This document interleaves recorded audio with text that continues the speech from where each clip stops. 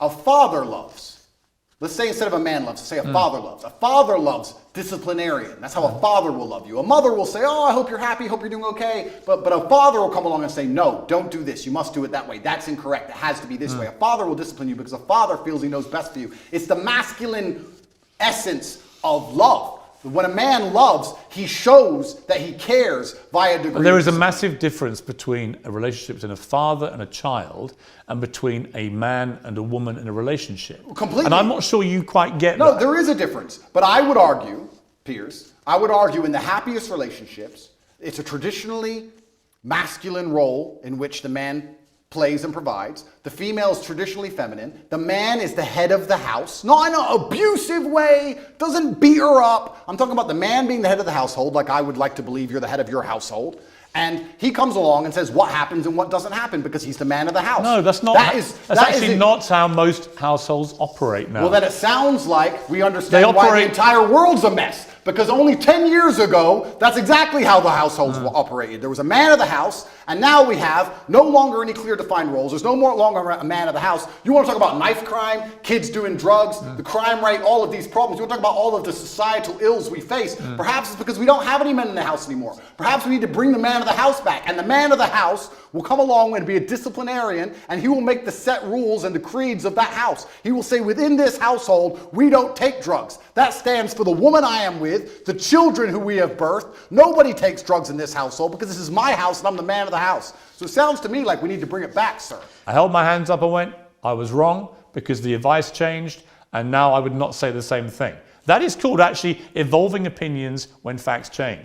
That's actually how a civilized democracy works. Oh, is it? We live in a civilized democracy, do we, sir? I actually would argue that point with you for a very long time. I don't think we live in a civilized democracy. Do you have any idea how difficult it was to remain unvaccinated, Piers? Let me tell you from somebody who was unvaccinated and traveled the world. Do you have any idea how difficult that was actually to do? Yes, because countries have border controls. Oh, because they tried to force everybody. So to sit and say they weren't trying to force, you know what they did?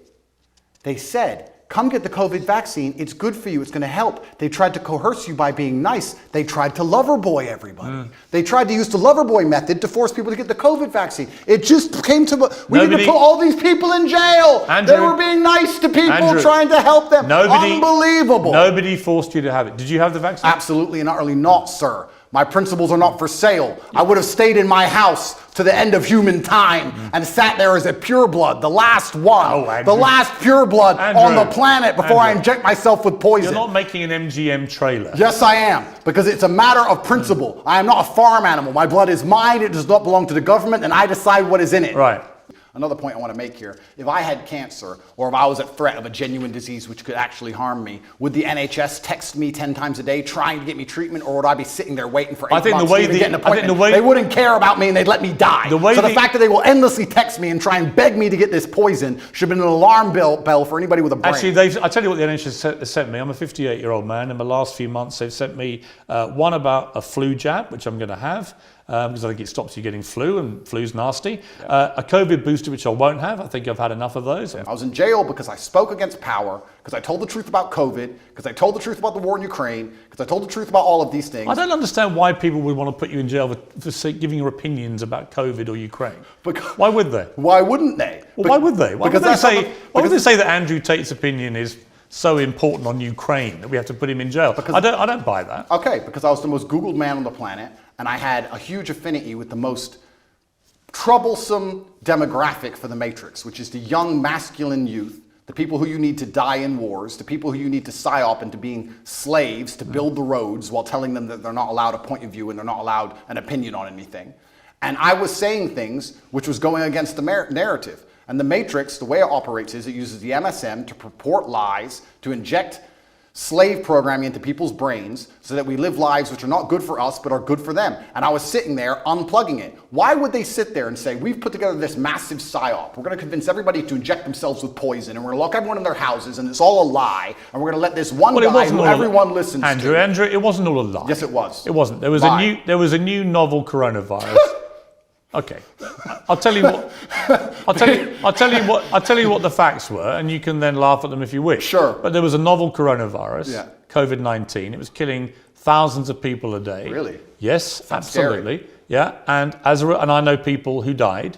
Who doesn't? I knew people who died before Corona. Fine, I'm sure people died of lots of things, but it was killing exponentially thousands and thousands of people, and then vaccines were developed at very high speed, and they managed to save, in my estimation, millions of lives. You may not agree with that, absolutely, but those are facts as assumed by the body of scientific and medical experts in the world. The body of scientific and medical experts, you mean the Matrix? I could get... What is the Matrix? The Matrix are a bunch of people who can come up with studies from the sky to say anything they want them to say, so they can use the MSM to purport garbage inside of people's minds. So you end up locked in your house, clapping for the NHS like a performing seal, injecting yourself with experimental poison for the 9th time. It's a lie. There was no reason to lock everyone in their house. More people died from missed cancer appointments than anyone ever died of COVID. People always got the sniffles before COVID, and they've always got it since. Let me ask you a question. Hang on, sir. it wasn't. Where is COVID gone? It wasn't. Diseases don't go away. It wasn't. Where's COVID gone? It wasn't. Well, the COVID strains have got milder, as indeed flu did. Flu used to so kill. It's gone away now. Well, flu pandemic in about 100 years ago killed 50 to 100 million people, and it's got steadily milder over the decades since. This is normal medical science pathway for most pandemics, right? So on that, I mean, your sort of cast iron, it was all Matrix, MSM nonsense, is palpably untrue. Well, I'll tell you why that's not untrue. Let me tell you my personal experience with COVID. I'm an extremely logical person. At the beginning, when everyone was dying, dropping dead in the streets in China, which I never saw, by the way, funny, and the Italian hospitals were full, English hospitals were never full, funny. Me and my brother sat there and said, if this disease is so deadly and can damage us as strong military-age males, then the world is over. So there's no point in hiding in our house. We decided to go to Sweden. On day one of COVID, day one when everyone still believed, we went to Sweden. Why does no one talk about the fact that Sweden was open the entire time? Why does no one talk about the fact they didn't have masks or lockdown or vaccines? My brother and I partied in nightclubs 7 days a week for 3 entire months while everyone in England was locked in their house. Sweden actually had a number of restrictions. Not when I was there. It was open. Not as draconian as we had in the UK, and there are certainly legitimate questions to ask about the scale of our lockdowns. I think people panicked. They saw what was happening in Italy, which had the second best medical healthcare system in the world, and people were dying in massive numbers and the hospitals were overrun. So people may have panicked. Did you hear about the guy who died in a motorcycle crash and it was a COVID death? Did you hear about that one? Well, there was certain Downing Street didn't seem very concerned with there COVID. There was a long debate about people dying of COVID or with COVID. I know all that, but the bottom line for me, it is indisputable that COVID was a deadly pandemic that killed a lot of people. It turned out a lot of older people more than young people, but they didn't know that at the time, not for a long period. The vaccine saved millions of people's lives. There are legitimate questions about some of the boosters, about some of the side effects of the vaccines, as there are, by the way, with all vaccines. But the idea that COVID is some invention by the Matrix to suppress and control its people is for the birds, Andrew. It's for the birds. It seems the birds and I are friends. I don't think a smart guy like you actually believes that. Of course I and that's absolutely one of my problems, believe that. One of my problems I have with you is that I think you are intelligent, but I think you also adopt positions that you know are going to get the anti-Matrix mob inflamed. And it's just these all-encompassing views you have. COVID was a load of nonsense. Vaccines are all dangerous and killing more people than they say. Never said that. I said the COVID vaccine. Well, COVID vaccine, well, you don't think they worked? No, of course not, because the idea of a vaccine... Of course they worked. The word vaccine in and of itself is that you get... They save millions of lives. If you get a vaccine, you do not get the disease. They changed the definition of vaccine in the dictionary so they could continue to inject us with this pointless poison.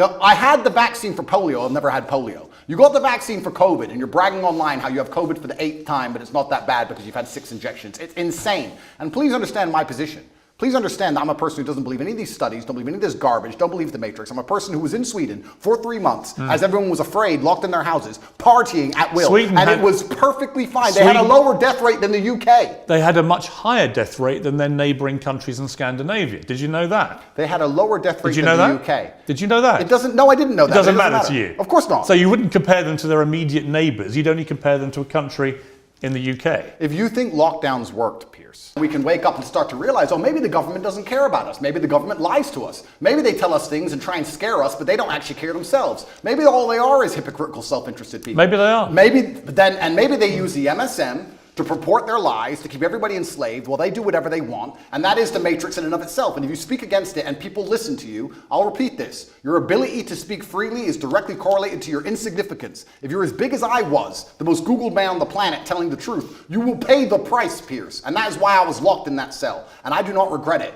because I live true to God. I'm not going to sit here as a coward and not tell the truth to people for as long as I live until they put a bullet in my head. I kept saying before I was arrested on every single podcast I did, I said, you get 3 lives in the world. The first life, they're going to cancel you. They're going to slander you. They're going to delete your access to social media so you can't defend yourself. The second life, they're going to try and put you in jail for no reason. And if you continue to speak against the power, they're going to assassinate you. I knew I was on my second life. I kept saying it. I knew it was coming. I didn't know the bullshit reason they'd use, but I found out once I was in a cell. Life's grim.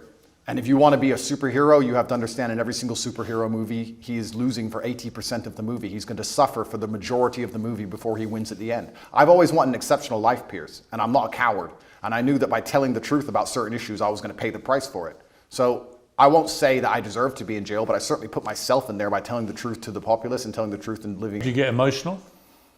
Did you shed tears in your cell? I'm an emotional man. I think men are hyper emotional. We just have to control it. It's difficult for me to answer the question because it was an interesting frame of mind. I knew that God was watching and I had to perform. It's very difficult for me to go through life saying I'm the top G, I'm this, I'm that, and speak about mental resilience and mental toughness, and then the second I'm thrown inside of a solitary confinement cell, cower out. I'm not that person.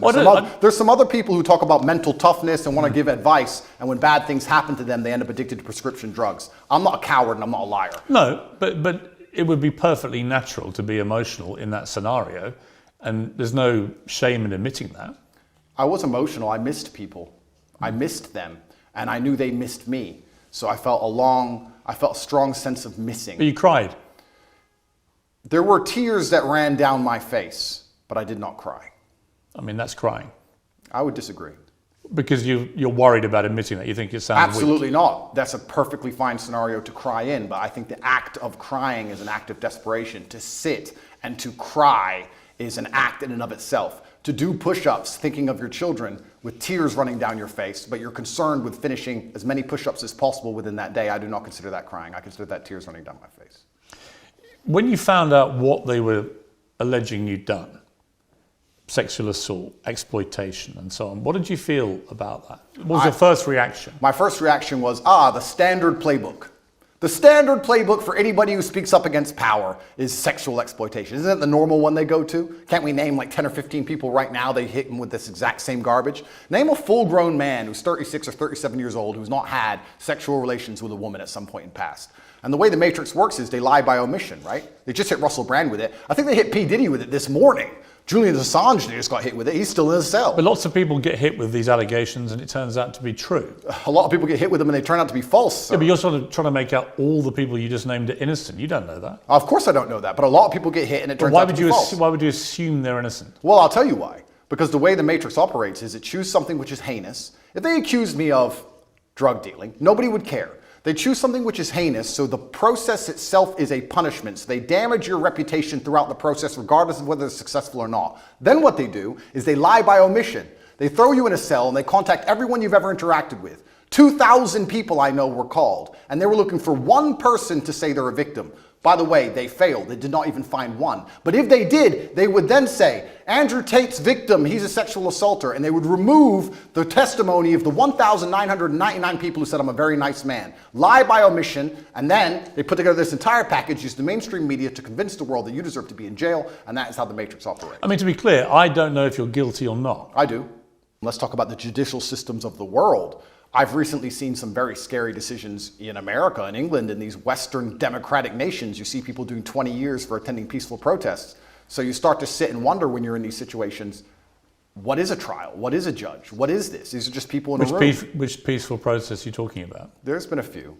And who's got 20 years for attending a peaceful protest? I don't want to say names. I saw it somewhere on Twitter. Somebody attended, I think it was a protest, a pro-Trump protest, and they ended up getting 20 years. Well, if you're talking about the January 6th riots, they were riots where people died. Well, it's interesting. They're not peaceful protests. Well, it's interesting because the world is actually very nuanced. And what I tried... Well, that wasn't nuanced. That was a huge mob of what people I tried to do attacking the US Capitol. Well, what I tried to do is I try to look at a broad spectrum of events, and I try to put things into a nuanced view, and I don't try and take a instant black or white point of view on things. And the fact that BLM were rioting and destroying the entire nation for months and during that exact week, and then some other people got together with an opposing political view and are facing serious prison time for doing less damage than BLM did. I find that kind of scary because Well, people did die. Well, in a democratic nation, we should all be the same under the law. But Andrew, just to be clear, on January the 6th, people died. People died during BLM. I mean, there are certainly inconsistencies in the way groups of people have been policed. I think that's the same. That's the same whether you're talking about the BLM marches to the pro-Palestinian marches and so on, right? There's a lot of inconsistency. Well, then we agree. There's a lot of inconsistency in global policing, I think. So when you end up in a position where you're speaking against the system, as I do, and you understand that there are massive inconsistencies in policing globally, you start to sit down and seriously wonder if you stand a fair chance of a fair trial in any country on earth. I actually have to give massive credit to the Romanian judicial system because a judge one day sat down and said, why are these boys in jail, and let us go. I don't know if I would have had a fair shot like that in many other nations. Of course, I am basically #1 enemy of the state, Piers. Look what they've done to me. What have they put me in jail for? At the beginning of this garbage, people were sitting there thinking, maybe he's a human trafficker. It's been a year. Who? Show me a picture. Show me a video. Who's even a victim? There's nobody. The whole thing is made up. You come out of prison, you've got no ability to access any of your assets. How have you been functioning financially since then? I believe in prayer and I trust in God. Well, prayer doesn't pay the bills. And I do my very best. What does that mean? It means that I believe in God and I pray. Well, God's not going to pay your bills. God has been paying my bills so far, it seems. It's amazing how far faith can take you. It's often when you have absolutely nothing left, people turn to faith, but you should turn to faith first, and you should believe in God when things are good, and He will be there when times are bad. If you ask me what I believe happened, it's very simple. They threw me in a jail cell, knowing they had no case, knowing they had no victims, but they thought if they plaster me all over the MSM and they say that I'm a bad person and they call enough people, they will find the case they want. They couldn't find it. You name the date they charged me. They had 6 months to charge me. Usually the Romanian state, even the American embassy confirms to me, charges within 30 days. With me, they used all 6 months trying to build a case and find actual victims of an actual crime. They couldn't. They charged me on the very last possible day they could, unless they'd have to drop the entire case. And they charged me with garbage because they have nothing. There are no victims. I've done nothing wrong. And they've tried very hard. And let me say something very pertinent to the audience here. It's very difficult when you're thrown inside of a jail cell. You do not have access to social media. You do not have access to money. The entire MSM establishment are calling you a bad person. Hotlines are set up saying, if Andrew Tate's ever hurt you, call this hotline. You're a rich person where people may want to get money from you and exploit you and extract resource from you. And they're sitting here calling anyone you've ever known. They called my gardener's daughter, who I've never even spoken to, asking if I've ever done anything wrong to her or said anything wrong to her, trying to find victims of a crime that don't exist. It's actually a miracle from God that no one's come out trying to extract money from me. Whole thing is garbage. They could do this to anybody. Piers, they could do this to you. They could put you in a cell, put all over the media you're a sexual exploiter, and for 3 months talk about how bad you are when you can't defend yourself, and call everyone you've ever interacted with. And if anybody you were ever rude to once decides they want a payday or some fame, they can use it against you. It's insane. The Romanian authorities' prosecution files accuse you of using verbal and physical abuse to keep women in line, taking 50%, I believe, of the women's online income, although I believe that figure could vary, could be up to 80%. Is that right? No, they accuse me of exploiting women who did TikTok. The same women who say we were not exploited, he just told us how to do TikTok. Also, in the prosecution file, if you want to talk about it, there's not a single bank transfer. There's not a single piece of evidence for any money. So I'm accused of making money from TikTok, but they haven't found any money. There's no money, and the victims are saying, I didn't exploit them to do TikTok. The whole thing is a joke. Firstly, a lot of that is bullshit. A lot of that's fake. Secondly... You think that literally those logs are fake? Absolutely. Secondly... But the BBC verified them. The BBC verified them. Or they're the same people who verified the vaccine. Those people, they're liars. Firstly, a lot of them are fake. Secondly, were you disturbed by anything you read? No, because none of it's real. Firstly. Secondly, there's 4,000 members in the war room. Thirdly, the war room is about masculine personal development. We talk about fitness, making money, strength. We talk about very important things. There's 4,000 members inside. If you're telling me that amongst 4,000 members with 24-hour chat 7 days a week for the last 5 years, they've managed to find 2 guys talking locker room talk, and that somehow offends the world, then nobody understands how the world works. How can there be what does that even mean? Let's be professionals here. What does that even mean? What do you think coercion means? I was coerced into this interview. You came along to me and said... You weren't coerced into this interview. Yes, I was. Or don't tell me. The bullying Piers. MSM said, Andrew, you've got to do an interview. No. I'm going to fly all the way to Romania to do it. You didn't do that. You used the lover boy method. You said, sir... The lover boy method? Yep. Andrew, this is going to be a very interesting interview. We had a good one last time. You're a nice guy. We have some interesting conversations. I didn't say you were a nice guy. I'm going to come along. Wait a minute. We're going to make some money from this interview. Wait a minute. Money will be made from both sides. Wait a minute. You loverboyed me Wait and a minute. You stole the profit. But just to be clear, I've had no conversation with you about this interview. And the conversations I've had with your intermediary were very professional. And I said, I would like to do an interview with you. Were you nice? I'm always nice. Loverboy. You can't believe you used niceness to loverboy me because this is a profitable enterprise and I was coerced here. I make no pretense that I've come all the way from London to Romania to interview you because yes, I want to do it on my show and that will clearly benefit me and my show. Am I a full-grown consenting adult who decided to do this show? Yeah, but you're not being coerced into doing this. Am I a full-grown consenting adult who decided to do this show? Yes. Okay, so I wasn't coerced, correct? But what's that got to do with what I've asked you? Because you were nice to me and you're saying that I wasn't nice to you. I didn't even talk to you. Being nice is the loverboy method, and that adults have no personal responsibility. And I wasn't nice to someone; they become your slave. I wasn't nice to you, and I didn't call you a nice guy. I feel loverboy. I feel loverboy, Piers. I'm sorry. Well, I'm sorry. It's fine. This is a matrix attack, Piers. Every single person, every single man out there has done things worse than I've done. In fact, I will argue, if you put 99.9% of men through the level of scrutiny I've been through by multiple federal agencies, you will find a lot worse than him saying he was a pimp on the internet 9 years ago. You will find actual genuine crime. And I've done nothing. I live true to God. This is all garbage and it's not real. Like I said to you, I don't know if you're guilty or not. I do, okay. And I am not guilty. No, but it's a matrix attack. I want to be clear to you, I'm not preempting your guilt. I've come here with a completely open mind. You've been charged with serious offences, but I am not going to judge you. Have you felt suicidal at all in the last year? I don't believe in suicide, it's haram. I know, you've said that before, but did you feel like you may want to end it all? I would never kill myself under any circumstances. So the day they put that on the news, when they finally take me out, you can know it's a lie. It's haram. I would never kill myself. Lock me in that cell for the rest of my life. I would never kill myself. While you were under house arrest, you tweeted this: avoid women who go to festivals. They're either on some loser's table who's feeding them cocaine or in a crowd of sweaty peasants because they're a sweaty peasant. Endless Instagram stories screaming and having fun to prove to the world they're worthless. Hard pass, festy hoes. Correct. I tweeted that, yes. Again, why would you categorise all women who go to festivals in such an unpleasant way? I actually categorized all men who went to festivals also. Did you read that tweet? Why are you gendering the argument? I think all people who go to festivals are stupid. It is peasantry. I've never been to a festival in my life. I'm not going to stand there and scream and jump up and down for some other human like he's God. I think the whole thing is embarrassing, all of it from head to toe. It's all sweaty peasantry and it's all just drug-fueled insanity. So why are you gendering the argument when I insult the women who go to festivals and also the men who go to festivals, because all of it is peasantry head to toe and I do not regret it. All festivals are peasantry. Anybody who goes, I do not associate with. I've never been to one in my life. I never will. So if you've never been to one, how do you know what they're like? I can see enough. I've seen the sweaty bodies bumping into each other, high on ketamine, pretending that the song they heard on the radio at home is now more fantastic because they're listening to it from a loudspeaker. I get it, but it's embarrassing. But to be clear, you've never been to one. Correct. I know people who've told me that their kids who are in their late teens, they're at schools where the name Andrew Tate is banned. Nobody's allowed to mention your name because the teachers think that your brand of masculinity is so toxic, they are seeing an immediate effect on the way that young men behave, and not in a good way. Is that what the teachers think, is it? Yeah. Well, I am actually genuinely concerned by the fact that I've been banned from schools when I do nothing but preach masculine strength and excellence. But then if you actually understand how the society is going and how the world works and all the insanity they're trying to push on all of us, I can understand why they've banned me, because I speak the truth.